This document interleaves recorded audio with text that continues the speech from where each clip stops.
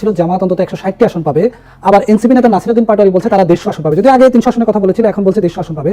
তো আমি যদি 150 এবং 160 যোগ করি তাহলে 310 আসন হয়ে যায়, বা আমাদের সংসদে তো আসন আছে 300টি। বিএনপি কি এই আসন যোগ বিয়োগের খেলা কি পিছিয়ে পড়লো তাহলে? না, দেখুন, পলিটিক্সে রেটরিক থাকবে এবং নির্বাচন যত এগিয়ে আসবে যেই দল যার যার পক্ষে তার মতো করে কথা বলবে। বিএনপি ততদিন গণভোটের বিপক্ষে অবস্থান ছিল বিএনপির, হঠাৎ বিএনপি গণভোটের প্রসঙ্গটা কেন সামনে আনলো? বিএনপি কি তাহলে সংস্কারের প্রশ্নে একটু নমনীয় হয়ে গেল? না, সংস্কারের প্রশ্ন নমনীয় হবার বিষয় নয়। বিএনপি কিন্তু শুরু থেকেই প্রচুর ছাড় দিয়ে এসছে।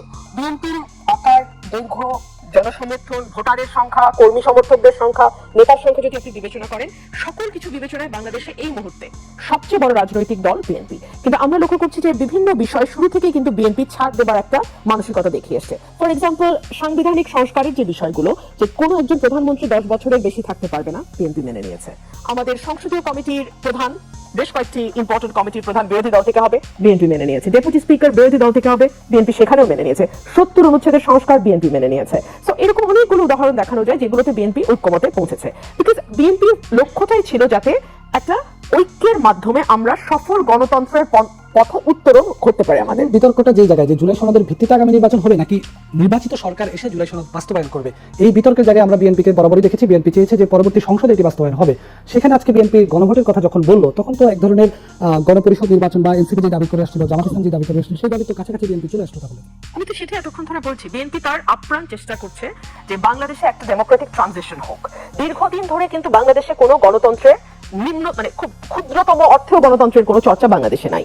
আপনি একদম স্থানীয় সরকার নির্বাচন চিন্তা করেন, সেখানেও মানুষ ভোট দিতে পারে না। এমনকি ব্যবসায়ীদের সংগঠনগুলোতেও গত 15-16 বছরে কোনো ভোট হয় নাই। সো এইরকম একটা পরিস্থিতি থেকে যত দ্রুত বাংলাদেশ উত্তরণ ঘটে, ততই বাংলাদেশের জন্য মঙ্গল। সো আমি মনে করি একটা গণমুখী দল হিসেবে এই যে ছেড়ে দেওয়ার মানসিকতা, ফ্রম ডে ওয়ান কিন্তু আমরা বিএনপিকে দেখছি এই যে ছাড় দেওয়ার, ছেড়ে দেওয়ার, ঠিক আছে, নিজের কিছু জায়গায় কম্প্রোমাইজ করে হলেও আমরা ছেড়ে দিচ্ছি, অনড় থাকছি না কোনো দাবিতে। এটা আমার কাছে মনে হয় যে বিএনপির গণতান্ত্রিক যে মানসিকতা এবং একটা আলাপ আলোচনার মাধ্যমে সমাধানে পৌঁছাবার যে চেষ্টা, সেটারই প্রতিফলন। এই ছাড়টা কি বিএনপি তো চাইলে শুরুতেই দিতে পারতো, কিন্তু অনেক আলোচনা, অনেক সমালোচনা, অনেক কিছুর পরে কেন বিএনপি এই ছাড়টা দিতে হচ্ছে? তবু তো বিএনপি ছাড়টা দিল, তাই না? এই প্রশ্ন আপনি অন্য দলকে করুন যে তারা তো শুরুতে বিএনপির মতেই মত মেলাতে পারতো। শেষমেশ তো ছাড়টা বিএনপির থেকেই আসলো, অন্য কোনো দল থেকে তো আসলো না। জি, আমরা একটু অ্যাডভোকেট শিশির মনির আপনার কাছে একটু যেতে চাই। আপনার কথা আপনি শুনলেন, আজকে বিএনপি নেতা সালাউদ্দিন আহমেদ যে কথাটি বলেছেন, গণভোট তারাও চায়, আপনারা গণভোটের কথা বলেছেন। আবার মাঝখানে জুলাই সনদ বাস্তবায়নে যে বিশেষজ্ঞ প্যানেলের মতামত নিয়েছিল জাতীয় ঐকমত্য কমিশন, সেখানে এক ধরনের কনস্টিটিউশন অর্ডারের কথা এসেছে, সংবিধান আদেশের কথা এসেছে। এই সংবিধান আদেশ এবং আজকে যে গণভোটের প্রস্তাবনা দিল বা আজকে যে গণভোটের রূপরেখা তুলে ধরলো, এটার সঙ্গে এটার কোনো মিল অমিল খুঁজে পান কিনা?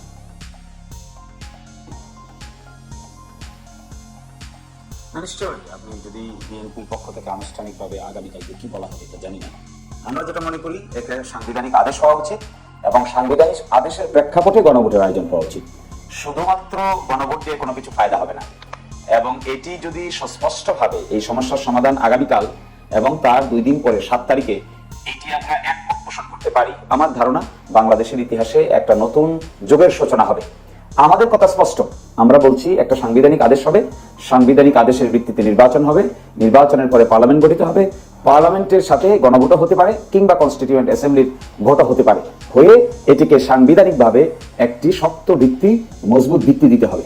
কারণ গণ অভ্যুত্থানের পরে যে সরকার গঠিত হয়, এই সরকারের যে ম্যান্ডেট থাকে, এই ম্যান্ডেট কিন্তু যে কোনো ধরনের সরকারের চাইতেও বেশি থাকে। এটা আমরা বারবার বুঝতে ভুল করছি। সরকারের পক্ষ থেকে যে একটা অ্যাপ্রোচ নেওয়া হয়, এটা অনেকটা প্যাসিভ অ্যাপ্রোচ। সরকারকে, আমার ধারণা, আমরা আগামীকালকে বলবো এগুলো কমিশনে, যে সরকারের উচিত এখন একটা শক্ত অবস্থান নিয়ে সকলকে সাথে নিয়ে তাড়াতাড়ি বিষয়টা সলভ করে ফেলা। কিন্তু আপনি যে বলছিলেন এই যে সংবিধান আদেশের কথা, সংবিধান আদেশের এই যে টার্মটি, এই টার্মটি কি জামাত আগে বলেছিল নাকি বিশেষজ্ঞ প্যানেল মতামত দেওয়ার পরে এই জিনিসটা আপনারা গ্রহণ করেছেন? না, আমরা সর্বাগ্রে বলেছি, আরো 7 মাস আগে বলেছি, এবং প্রথমেই কিন্তু আমরা সেটেল করতে চেয়েছিলাম যে কি প্রক্রিয়ায় বাস্তবায়ন হবে এই আলোচনা শুরু করি। তখন ঐকমত্য কমিশন আমাদেরকে বলেছেন যে আগে ঐকমত্যের বিষয় কি হবে এটা আমরা সিদ্ধান্ত নেই, তারপরে কিভাবে বাস্তবায়িত হবে এটা আমরা পরে আলোচনা করব। শেষ পর্যন্ত দেখা গেল আলোচনা হয়ে গেছে, সাবজেক্ট ম্যাটার ঠিক হয়ে গেছে, কিন্তু কি প্রক্রিয়ায় বাস্তবায়ন হবে এখানে এসে ডেভেলপ তৈরি হয়ে গেছে। তো এখন আগামীকালকে এবং আগামী 2-3 দিন খুব ক্রুশাল টাইম, এই জাতির জন্য ক্রুশাল টাইম। যদি এই জায়গায় একমত পোষণ আমরা করতে পারি, আমার ধারণা এটা একটা ঐতিহাসিক বিষয়। আমরা যে কাজটা করতে যাচ্ছি সকলে মিলে, এটা কোনো স্বাভাবিক আইন নয়। আমরা একটা গণ অভ্যুত্থান এবং গণ অভ্যুত্থানে অংশগ্রহণকারী ব্যক্তিদের জীবন মরণ নিয়ে চিন্তা করছি। তাদের এখানে অত্যন্ত বড় স্টেক আছে। তাদেরকে যদি আমরা প্রপার লিগ্যাল প্রোটেকশন দিতে না পারি, তাহলে এই গণ অভ্যুত্থানের বেনিফিশিয়ারি যে যেভাবে যেখানেই আছে না কেন সকলেই তার ভুক্তভোগী হতে হবে। এই জন্য গণ অভ্যুত্থানে অংশগ্রহণকারী বিশেষ করে যে যুবকদের নেতৃত্বে গণ অভ্যুত্থান হয়েছিল এনসিপি, তাদের স্টেকটা এখানে সবচেয়ে বেশি। এই জন্য আমি তাদেরকে সিরিয়াস দেখি, সিরিয়াস হওয়াটাই স্বাভাবিক, তারাই এখানে সিরিয়াস হওয়া উচিত সবচেয়ে বেশি। ফলে এখানে আমার কথা স্পষ্ট, একটা সাংবিধানিক আদেশ জরুরি, নির্বাচন হওয়া জরুরি। একটু আগে ব্যারিস্টার রুমিন ফারহানা যে কথাটি বলছিলেন যে বিএনপি বারবার ছাড় দিয়ে আসছে, জামাত কোনো ছাড় দিচ্ছে না বা অন্য দলগুলো কোনো ছাড় দিচ্ছে না, সেখানে আপনারা এখনো সংবিধান আদেশের মধ্যেই রয়ে গেলেন, কিন্তু বিএনপি কিন্তু গণভোটের কথাটি নিয়ে আসছে। বিএনপি এতদিন গণভোটের বিপক্ষে ছিল, সেখানে বিএনপি যদি গণভোটের কথা বলে, আপনাদের পক্ষ থেকে সংবিধান আদেশ বা সাংবিধানিক আদেশ যেই টার্মেই বলেন, এটা কি ছাড় দেওয়ার কোনো সুযোগ আছে? ছাড় দেওয়ার প্রশ্ন না তো ভাই, প্রশ্নটা হলো কোন ব্যবস্থাটা সবচেয়ে ভালো এবং শক্তিশালী হবে। এবং এই ব্যাপারে আমরা ভেবেছিলাম বিএনপি বলবে যে এই প্রক্রিয়াটা সবচাইতে স্ট্রংগেস্ট প্রক্রিয়া হবে। এখানে ছাড় দিবেন কিসে? এখানে তো আমরা সাবজেক্ট ম্যাটার ঠিক করছি না, আমরা ঠিক করছি প্রক্রিয়াটা কিভাবে বাস্তবায়ন করানো হবে। যে প্রক্রিয়া সবচেয়ে টেকসই সেই প্রক্রিয়া তো বিএনপির জন্য দরকার, যে প্রক্রিয়া সবচেয়ে টেকসই এটা এনসিপির জন্য দরকার, এটা জামাতের জন্য দরকার, বাংলাদেশের সকল গণ অভ্যুত্থানে অংশগ্রহণকারী প্রত্যেকটি দল এবং ব্যক্তির জন্য দরকার। এই জন্য টেকসই রাস্তা অবলম্বন করতে হবে, যে রাস্তাটা অপেক্ষাকৃত মজবুত এবং দীর্ঘস্থায়ী হবে। জি, আপনি আমাদের সঙ্গে যুক্ত থাকুন, আমি আপনার কাছে আবার আসবো। আমি একটু সারোয়ার তুষারের কাছে যেতে চাই। জনাব সারোয়ার তুষার, আপনি শুনলেন আলোচনা যে গণপরিষদ নির্বাচনের কথা আপনারা বলে আসছিলেন, জামাত গণভোটের কথা বলছিল, যদিও মাঝখানে সংবিধান আদেশের একটি ফর্মুলা চলে এসছে, আজকে বিএনপিও গণভোটের কথা বলছিল। আপনাদের সঙ্গে এখানে মিল অমিল কি আছে? আপনাকে আমি একটু স্মরণ করিয়ে দিই যে যখন আমরা জাতীয় নাগরিক কমিটি ছিলাম, তখন যখন কমিশনের আবেদনের কাজ করছিল, তখন আমরা তখন থেকেই এই যে একটু শিশুমূলক কাজ করতে বললাম, বাস্তবায়ন পদ্ধতির ব্যাপারে আমরা 7 মাস আগে থেকে কথা বলেছেন, আমাদের এগুলো তো এখন ডকুমেন্ট, এখনো কমিশনের কাছে আছে। তখন আমরা একেবারে প্রথমেই যে 4-5টা পয়েন্ট দিয়েছিলাম, তার মধ্যে যে কি সংস্কার হবে এর বাইরে শুরুতে আমরা বলেছিলাম যে আপনাকে একটা গণপরিষদ করতে হবে। কেন গণপরিষদ? আমরা বলেছিলাম যে একই সাথে গণপরিষদ আইনসভা করা যেতে পারে, কিন্তু গণপরিষদ করলে সবচেয়ে ভালো হয়।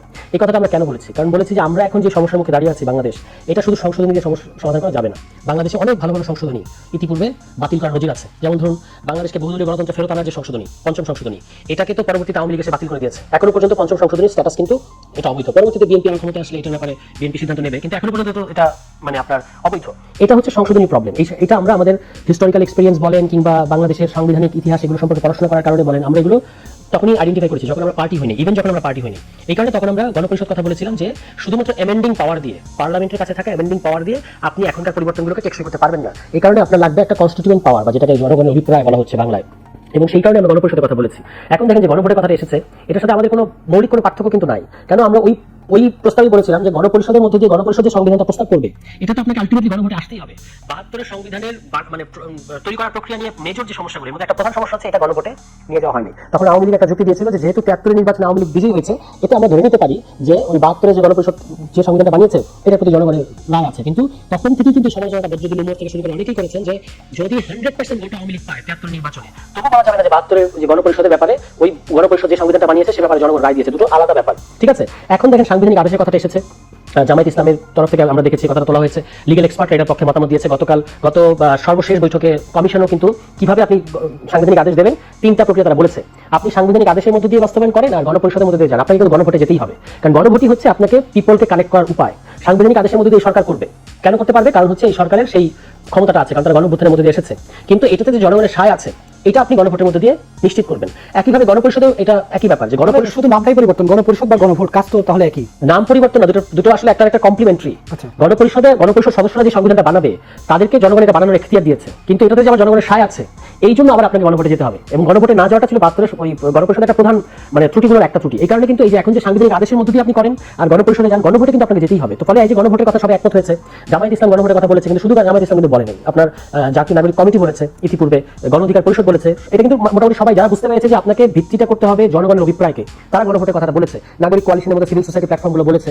বিএনপি এর ব্যাপারে শুরুতে মানে তাদের একটা আমরা দেখছি তাদের একটা রিজার্ভেশন আছে। এখন তারা যদি আপনি বললেন, আমি অবশ্য প্রথম যে নিউজ পড়েছি সেখানে কিন্তু আমি অন্য বক্তব্য দেখলাম। আমি আপনার সালাউদ্দিন সাহেব এই কথাটা বলেছেন, বিশ্বাস করছি, করতে ভালো লাগছে। কিন্তু আমি যেটা দেখেছি সেটা হচ্ছে উনি বলেছেন যে সংবিধান পরিবর্তন করার এখতিয়ার কারণ নাই। এই কথাটা আমার কাছে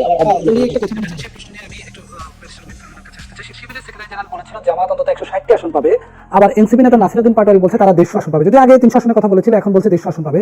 তো আমি যদি 150 এবং 160 যোগ করি তাহলে 310 আসন হয়ে যায়, বা আমাদের সংসদে তো আসন আছে 300টি। বিএনপি কি এই আসন যোগ বিয়োগের খেলা কি পিছিয়ে পড়তে হবে?